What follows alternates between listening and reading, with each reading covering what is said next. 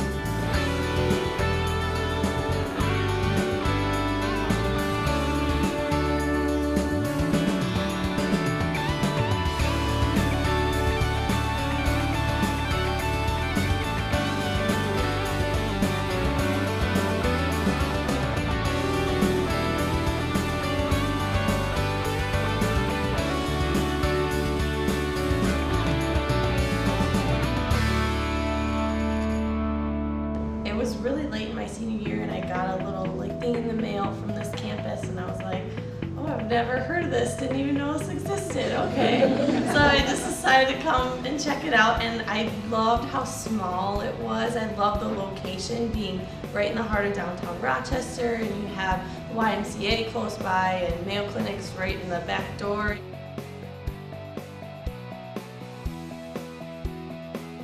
I think if I had gone to a different school, a bigger school, I wouldn't have gotten the opportunity to be put in so many leadership roles that I've gotten.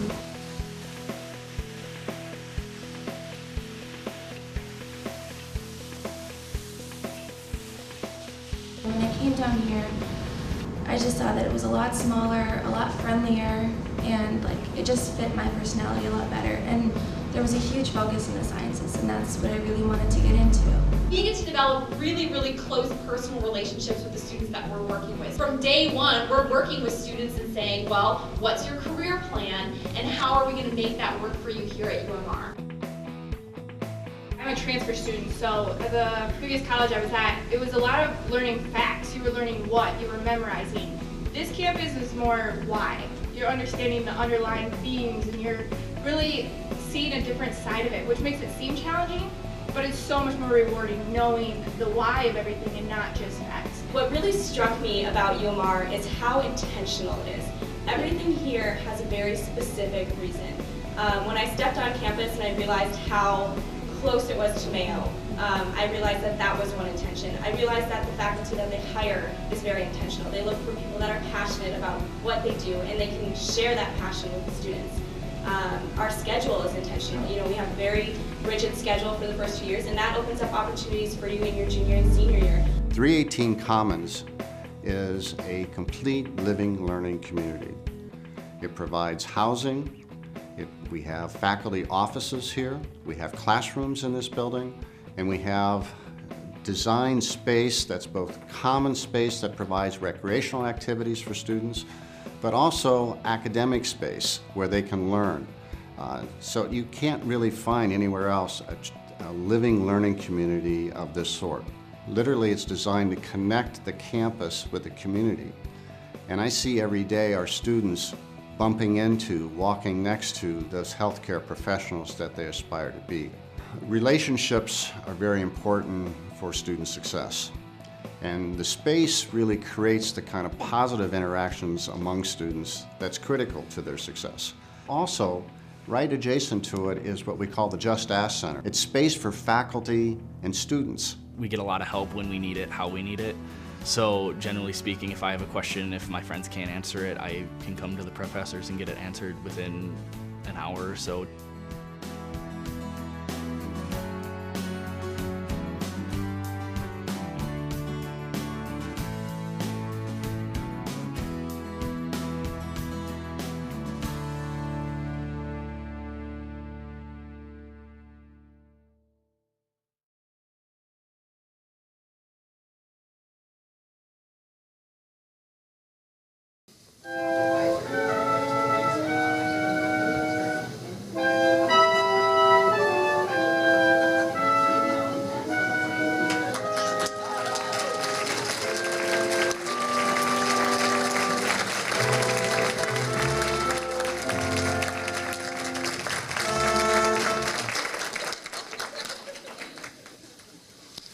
I'm glad that you applauded. I don't know if you heard that music, but it sends chills down my spine, but not for a good reason. You know, back in my inauguration 5 years ago, when I started to process, I heard that music, and I did get a chill down my spine, and I thought, oh gosh, I'm really nervous.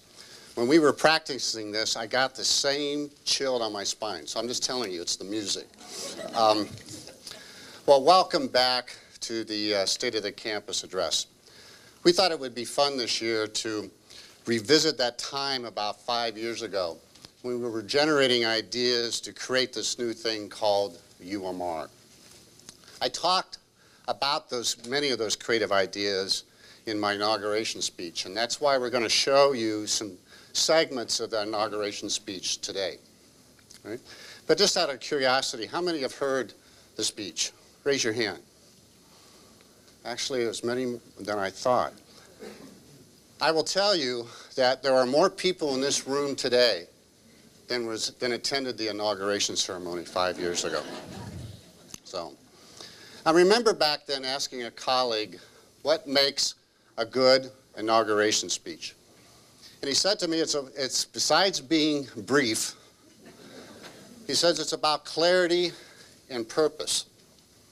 But he said clarity and purpose can't be measured until later in time.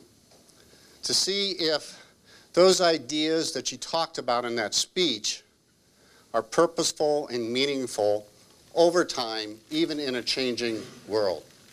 And if other people express those ideas in their own words in a different setting.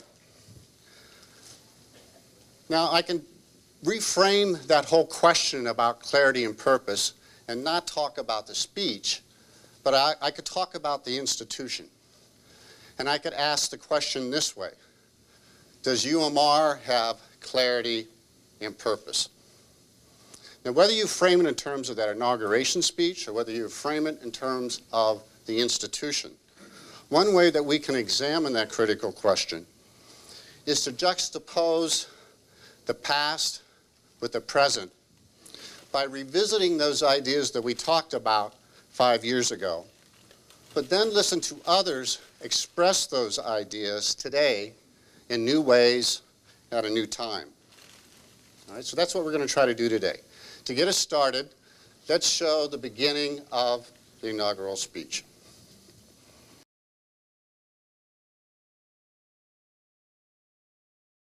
This new adventure started only a year ago when a search consultant contacted me and asked if I would like to be chancellor in Rochester. I didn't know anything about the institution, so I asked the search consultant to describe the institution to me. He said, well, it's located in a shopping mall. And I said, oh. So then I said, well, how many students? And he said, well, about 400. And I said, well, because at University of Missouri our enrollment was in excess of 60,000 students.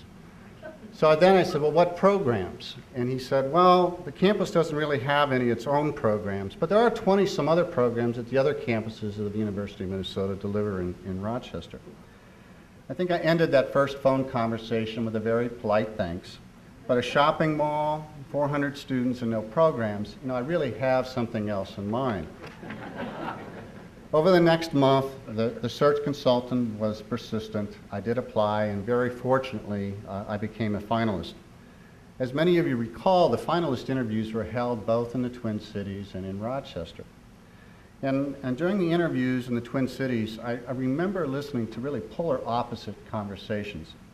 I was asked repeatedly in some groups to justify why the University of Minnesota was starting a new campus and why was I taking these precious resources away from the other colleges and schools. I remember thinking to myself during this questioning, I didn't think it was much of an interview, I really have something else in mind. But there were other conversations, one being with President Brunix, talking about innovation and partnerships and the importance of making an investment in Rochester and the return on that investment to the University of Minnesota and the overall state's economy. These conversations now perked my interest, and without them, I really don't think I would have made the trip to Rochester and continued the interview.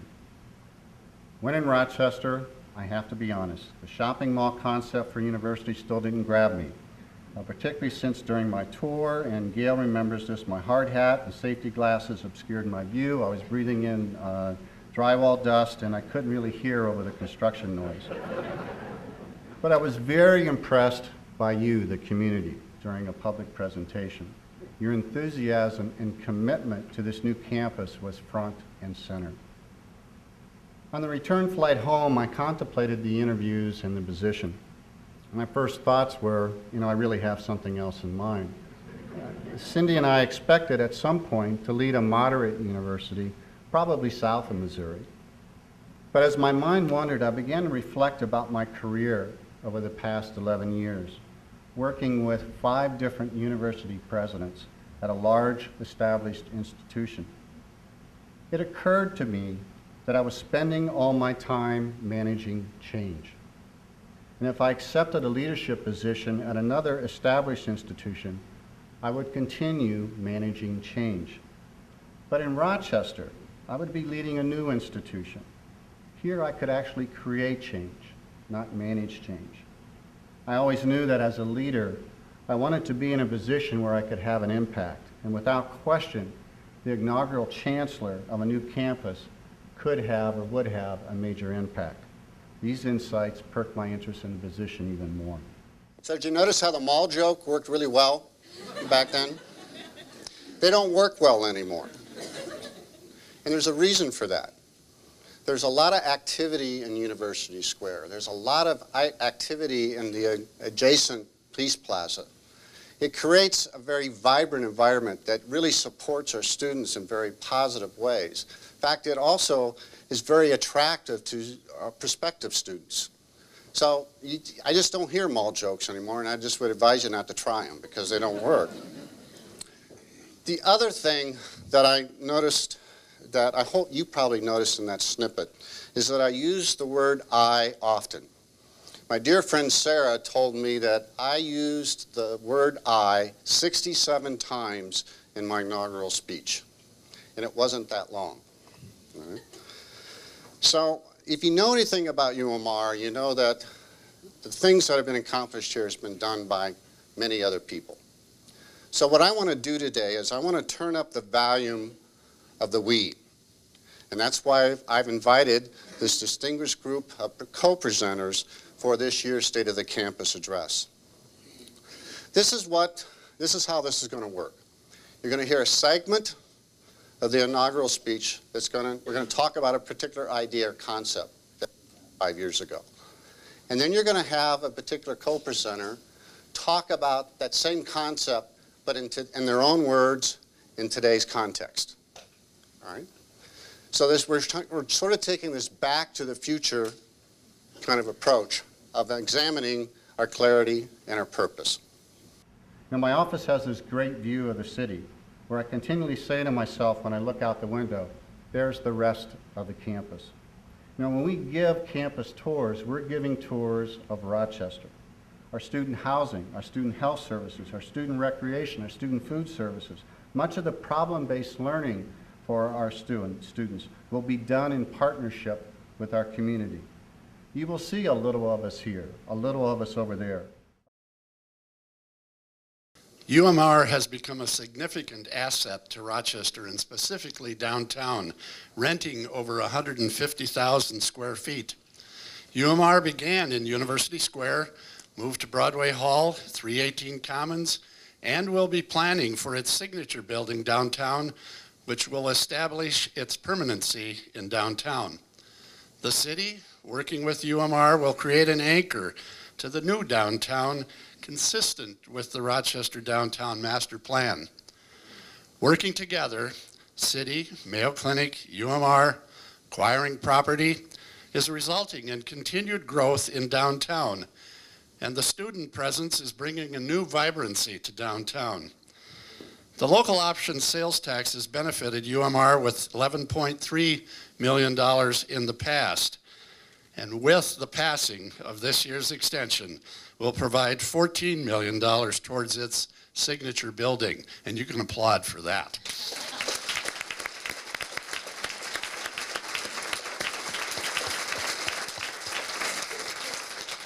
And with the decrease in the overall number of students, we cannot meet our future workforce needs just by skimming off the very top high school students.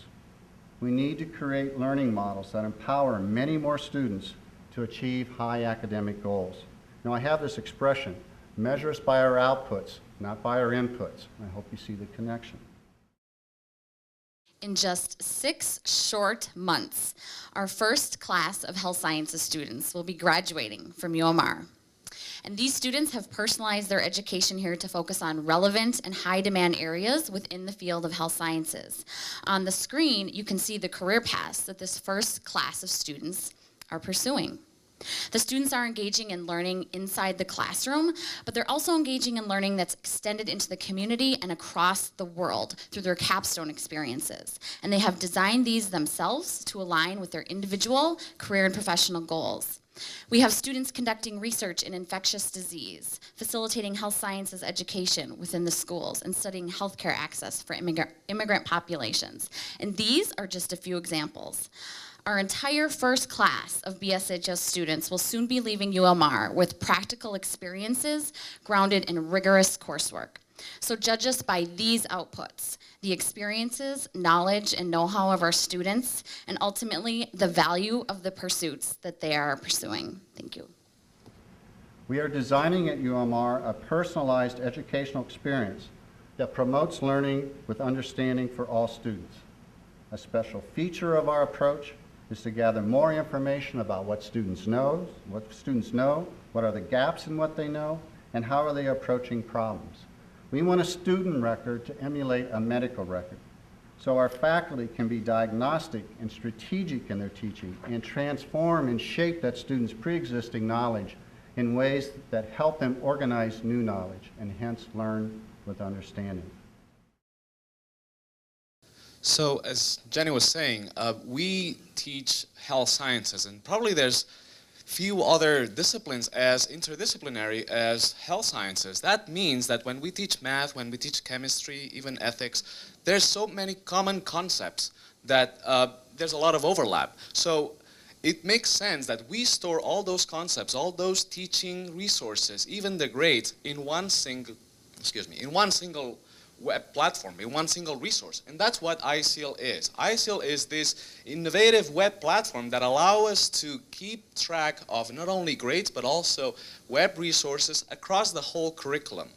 This means that we can not only deliver a very interdisciplinary and a cross-curriculum subject, but also we can then analyze it. We can see correlations that when those classes are being taught in different departments, they wouldn't be able to show up. So for example, we can see if when students don't perform very well in math, then maybe in biology they may not do very well in other parts. So this is when we refer to learning analytics, we will be able to see a student as a whole during the whole 4 years of their degree.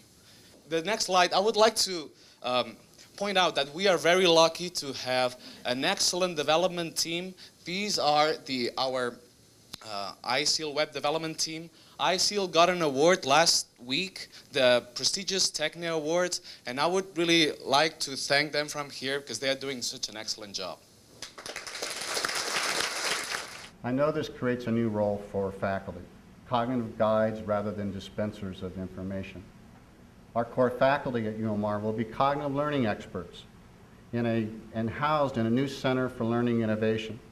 This faculty will use data-driven research on learning to create a learner-centered, competency-based approach in which the ongoing student assessment personalizes that learning for the student. They will design a curriculum enriched by integrated learning experiences. So, for example, the students will learn the math, the biology, the physics, and the chemistry in a health-related laboratory exercise, where students can connect health, humanities, and sciences in ways that deepen their understanding and appreciation of each. The traditional view of a classroom is that it is faculty-centered, right, with the instructor standing in front and lecturing. However, research in cognitive science tells us that students learn better if they work in groups together with their peers, And so taking this research further, what we have done here at UMR is design flipped classrooms in that these are student-centered, right? Where the faculty serve as cognitive guides in helping students construct their own knowledge. Yeah, and in addition to the cognitive guides roles, you've heard the previous speakers talk about a lot of different variables that we are going to include in the curriculum design and curriculum delivery. So in addition to the cognitive guides role, we have integration. We've got the integration component. We believe the faculty have been working very hard and as a collaborative unit to get these courses and content designed and delivered in an integrated fashion. And that goes beyond the classroom in terms of the integration of concepts from, say, biology and history or chemistry and physics, but it also includes the integration of our research goals and initiatives. And all those things come together, hopefully into a research, data-driven design and delivery model here at UMR. In this program, we will not ask our new students when they arrive if they want to become a physician, a dentist, an occupational therapist, or a health researcher. Instead, our program will build a common base of knowledge in the health sciences and serve as a springboard for our students to focus on and pursue a variety of careers in the health fields toward the end of the curriculum. It is at this point in their educational journey that the student will be in a much better position to decide if they want to go, as examples, to a medical or physical therapy or optometric program, or pursue a certification in clinical lab science, respiratory care, or radiography, or enter an accelerated master's program in biomedical informatics, public health, health journalism, or health-based entrepreneurship. And don't forget, please don't forget those health-related jobs that don't yet exist. Students come to UMR with a specific plan of what they want to do for a career, or others just aren't sure of what they want to do. But they know they want to do something in health sciences or that they just want to help people. Students' perceptions of what they want to do often change as they progress through the curriculum and engage in different opportunities for career development, such as job shadowing, hearing from panels of professionals, or conducting informational interviews in their required seminar courses.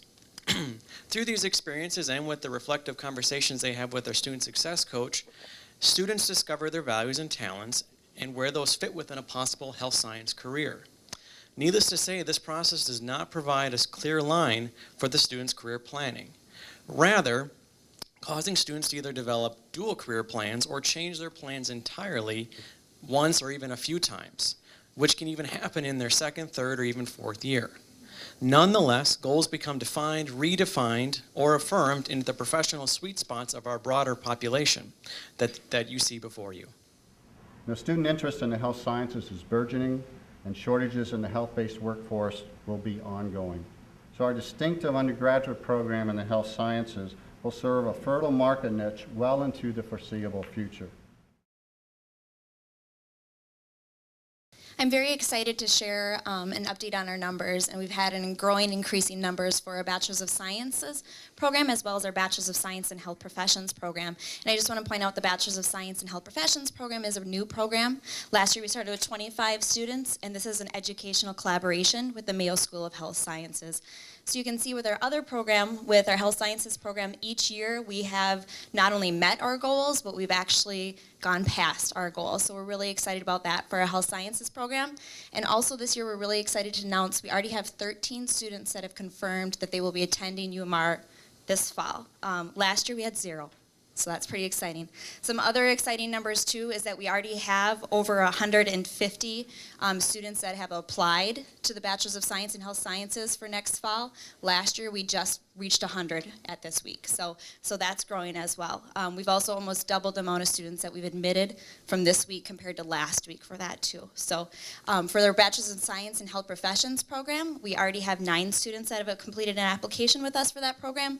Last year at this time we were at 0. So we want to thank you for your continued support of helping us grow our student population here at UMR. You know, it is really difficult to speculate how best to create new knowledge when the research world is changing so rapidly.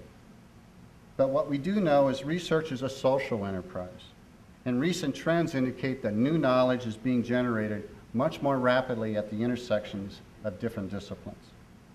This is why I believe that the best research strategy for UMR is to develop research partnerships and not target specific research programs. Build the eminence and competitiveness by creating and nurturing research teams. It's a proven strategy. Just look at the success of the University and Mayo Genomics partnership with the Biomedical, Informatics, and Computational Biology program.